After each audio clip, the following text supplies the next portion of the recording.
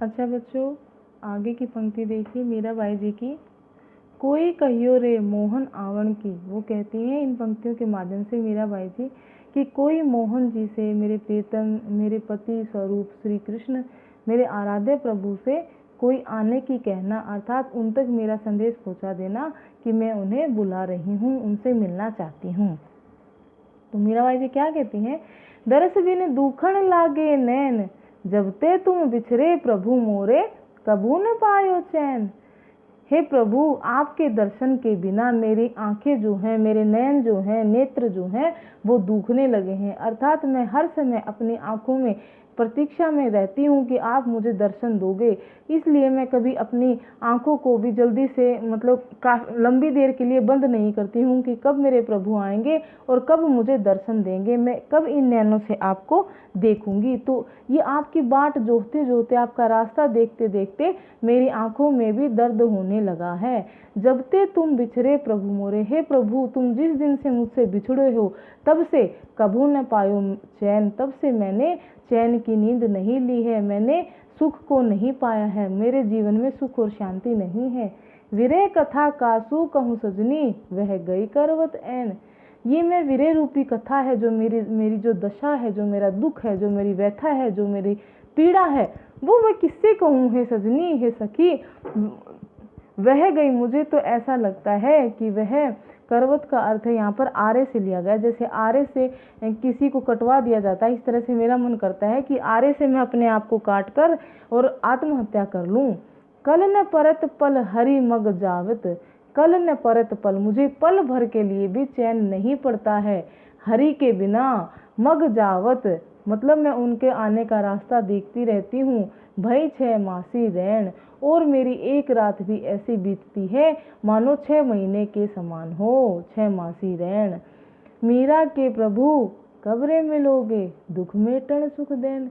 हे प्रभु, आप तो मेरे पति हैं, मेरे स्वामी हैं, मैं आपकी दासी हूँ, आप मुझे कब आकर दर्शन दोगे, कब मेरे इस दुख को, मेरी इस व्यथा को मिटाओगे और कब मुझे सुख दोगे। अर्थात आपका अगर मेरा आपसे मिलन हो जाए तो मेरे सारे दुख जो है समाप्त हो जाएंगे।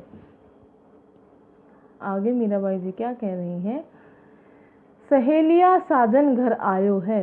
अब वो अपनी सहेली से फिर वही बात कह रही हैं, इस तरह से भगवान श्री कृष्ण के बारे में ही ये पंक्तियां जो हैं उन्होंने अपने प्रियतम से, जैसे वो इस समय विरहिणी बनी हुई है अपनी प्रियतम की, तो उनके मिलने के सुख का उन्होंने अनुभूतिपूर्ण चित्रण किया है, यानी अनुभव करते हुए। तो वो कह रही हैं, महारा ओलगिया घर आयो, तन की ताप मिटी सुख पाया, हिलमिल मंगल गायो। मीरा जी कहती हैं कि मेरे जो ओलगिया हैं, जो मेरे निर्मोही प्रियतम हैं, ठीक है ना, उन्होंने पहले भी उनको जोगी कहा है, जोगी जो किसी से लगाव नहीं रखता। इसी तरह से यहाँ पर ओलगिया शब्द जो आया है, इसका अर्थ उन्होंने निर्मोही प्रियतम से लिया है। तो मेरा जो निर्मोही प्रियतम है, जो पति है, वो घर आ गए हैं। तन की ताप मिट गई है, मेरे शरीर की जो ऊष्मा थी, जो मुझे जला रही थी, जो मेरे तन का ताप था, वो मुझे जला रहा था, अब वो ताप जो है वो मिट गई है और सुख पाया, और मैंने सुख पाया है, अर्थात मैंने उनसे मिलकर मैं अत्यधिक खुश हो गई हूँ। हिल मिल मंगल आया, और मैं प्रियतम से मिलने के जो है ना, मिलने के पर मेरी सखियों के साथ मंगल गीत गा रही हूँ। हिल मिलकर मंगल गीत गा रही हूँ, यानी खुशी से हम गाना गाते हैं और गीत गाते हैं, इस तरह से मैं भी गीत गा रही हूँ। धन की धुनी सुनी मोर मगन भया, यूं मेरे आनंद आया। अब कहती हैं कि जिस तरह से बादलों की गर्जना सुनकर, घन की धुनी सुन मोर मगन भया, मोर जो है वो मगन हो जाता है, इतना प्रसन्न हो जाता है, इतना खुश हो जाता है कि वो नृत्य करने लगता है और आनंद में मगन हो जाता है। यूं मेरे आनंद आया, उसी तरह उस मोर के समान ही मेरे भी मन की स्थिति हो गई है, और मेरे शरीर के अंदर भी, मेरे हृदय में भी आनंद की प्राप्ति हो रही है। मगन भई मिली प्रभु अपनासू, भीका दर्द मिटाया। मैं तो मग्न हो गई हूँ मेरे प्रभु से मिलने के बाद, मुझे इस संसार का कुछ भी आभास नहीं है, क्योंकि उन्होंने मेरे सारे दुख दर्द को मिटा दिया है, मेरे हृदय की वेदना को खत्म कर दिया है। अब वो कह रही हैं कि हे प्रभु, आपके मिलन से मेरे जो सांसारिक बंधन है वो सब नष्ट हो गए हैं। फिर वो आगे इसी बात को अन्य उदाहरण के द्वारा प्रस्तुत करती हैं। चंद को देख कमोदनी फूले, हरक भया मेरी काया। अब वो कहती है मेरी काया यानी मेरा शरीर किस प्रकार से हरक यानी प्रसन्न हो गया, किस प्रकार से प्रफुल्लित हो गया, जिस प्रकार चंद्रमा को देखकर कमलिनी यानी रात के समय जो है कमलिनी का एक फूल होता है वो रात के समय खिलता है, कैसे चंद्रमा को देखकर, चंद को देख कमोदनी फूले, उसी प्रकार मेरे पिया के दर्शन पाकर मेरा भी शरीर जो है, मेरी काया जो है वो हरक भया यानी प्रफुल्लित हो रही है, पुलकित हो रही है और मैं खुशी के मारे समा नहीं रही हूँ, मुझे अत्यंत खुशी हो रही है। वो कह रही रग रग शीतल भई मेरी सजनी, हरि मेरे महल सिधाया। जब हरि मेरे श्री कृष्ण मेरे पति जब मेरे महल में आए तो मेरी रग रग यानी मेरे शरीर का प्रत्येक रोम रोम जो है वो शीतल हो गया है। कहाँ तो उनके विरह में मेरे शरीर में आग लगी हुई थी, विरह की वेदना थी, और कहाँ उनके मिलने के बाद, महल में आने के बाद मेरे शरीर का प्रत्येक जो रोम रोम है वो शीतल हो गई है। सब भक्तन का कारज कीना, सोई प्रभु मैं पाया। वो कहती हैं कि मैंने ऐसे प्रभु को पाया है जो सभी भक्तों का कार्य करते हैं। उनके जो भक्त हैं वो कभी निराश नहीं होते, उनकी भक्ति करने वाले को प्रभु अवश्य ही सुख देते हैं, अवश्य ही उनकी मदद करते हैं। मीरा विरहणी शीतल होई, दुख दूंद दूरी नहसाया। मीरा कहती हैं कि मैं उनके विरह में दुखी थी, लेकिन अब मैं शीतल हो गई हूँ, मतलब उनके मिलने से मेरे शरीर में शीतलता उत्पन्न हो गई है, मेरे सारे दुख दर्द मिट गए हैं। और वो कहती हैं कि दुख दूंद दूर नहसाया, दुख और दुख जो है, दुख और पीड़ा सब दूर हो गई है, नष्ट हो गई है। ठीक है, आगे की पंक्तियां देखिए। अब वो इन पंक्तियों में क्या है, अपने मन को ये समझा रही है कि हे मन, तू श्री कृष्ण, जो श्री कृष्ण भगवान वो कैसे हैं, अविनाशी हैं। भज मन चरण कमल अविनाशी, तू उन चरणों की वंदना कर जो अविनाशी हैं। कौन? प्रभु मेरे परमात्मा, मेरे श्री कृष्ण, मेरे पति, मेरे स्वामी, उनके चरणों की तू वंदना कर। हे मन, भज मन चरण कमल अविनाशी, हे मन तू उस अविनाशी ईश्वर के चरण कमलों का भजन कर। श्री कृष्ण भगवान के चरण जो हैं वो कमल के फूलों के समान बताए गए हैं। अगर तू उनका भजन करेगा, कीर्तन करेगा तो तेरा उद्धार अवश्य होगा, क्योंकि मनुष्य का मन ही तो है जो इतना चंचल होता है, उसे इधर से उधर ले जाता है, प्रभु की भक्ति नहीं करने देता है। तो इसलिए वो अपने मन को समझा रही हैं। फिर वो कहती हैं, जताई दी से धरणी गगन विच, इस धरती और गगन के बीच में जताई दी से जो कुछ भी दिखाई दे रहा है, तेताई सब उठ जासी, वो सब एक दिन समाप्त हो जाएगा, उठ जाएगा, यहाँ पर कुछ भी नहीं बचेगा।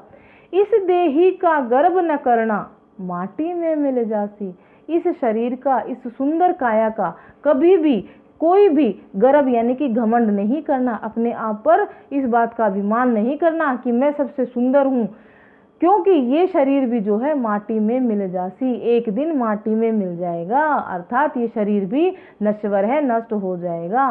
यो संसार चहर की बाजी, सांझ पड़ा उड़ जासी, ये संसार कैसा है, वो उदाहरण देती हुई कहती है चहर की बाजी, जिस तरह से चहर की बाजी यहाँ पर चौपड़ यानी शतरंज जिस तरह से खेलते हैं दिन में, और संध्या के समय जो है फिर उस खेल को त्याग दिया जाता है, तो वो इसी तरह से कहती है ये संसार उस चहर की बाजी की तरह है, चौपड़ की बाजी की तरह है, जो संध्या होते ही जिसको बंद कर दिया जाता है, जिसे नहीं खेला जाता, तो उस संध्या के समान ये संसार भी जो है चहर की बाजी है, चौपड़ की बाजी है, ये भी एक दिन उड़ जासी यानी खत्म हो जाएगा।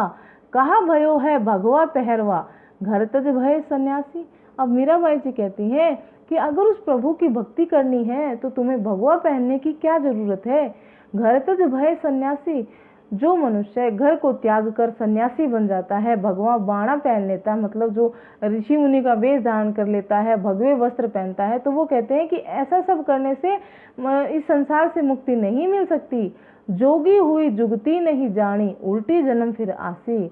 जोगी होकर भी जुगती नहीं होती, यानी जिस व्यक्ति का मन, जिसने घर तो त्याग दिया है लेकिन उसका मन जो है ना आज भी इस संसार में लगा हुआ है, इस संसार के प्रति आसक्त है, तो वो यही कह रही है यदि योगी बनकर भी मोक्ष प्राप्त करने की युक्ति नहीं मिली, जुगती नहीं जानी। अगर मुक्ति आपको नहीं मिली, मोक्ष नहीं मिला, तो फिर वापस आप जन्म और मरण के चक्कर में फंस जाओगे। अरज करूं अबला कर जोरे, मीराबाई जी प्रभु श्री कृष्ण से हाथ जोड़कर विनती कर रही हैं कि हे प्रभु, मैं तो अबला, असहाय, निर्धन एक नारी हूँ। श्याम, हे प्रभु तुम्हारी दासी हूँ। मीरा के प्रभु गिरधर नागर, काटी जम की फांसी। हे मेरे प्रभु, आप तो गिरधर नागर हो, आप मेरे इस यम की फांसी को काट दीजिए, अर्थात मेरे आवागमन के चक्र से मुझे मुक्त कर दीजिए। मैं अब इस संसार से कोई नाता नहीं रखना चाहती हूँ, इस संसार में नहीं रहना चाहती हूँ, क्योंकि ये संसार तो नश्वर है, ये शरीर भी नश्वर है। इस संसार में जो कुछ भी दृष्टिगोचर है वो सब कुछ एक दिन नष्ट हो जाएगा। तो हे प्रभु, आप मुझे अपने चरणों में रख लीजिए। मैं अपने आप को आपके प्रति समर्पित करती हूँ, आपकी भक्ति करती हूँ, आपको अपना पति परमेश्वर मानती हूँ। ठीक है बच्चों? हाँ तो बच्चों, मैं उम्मीद करती हूँ कि मेरे द्वारा हिंदी साहित्य की जो भी व्याख्या की गई है वो आपको अच्छे से समझ में आ रही होगी। इसलिए आप मेरी वीडियोस को आपके जितने भी सहपाठी हैं, विद्यार्थी मित्र हैं, उनके साथ शेयर करें और इसी तरह की मेरी एजुकेशनल वीडियोस से अपडेट्स होने के लिए मेरे चैनल को सब्सक्राइब करें। Thank you.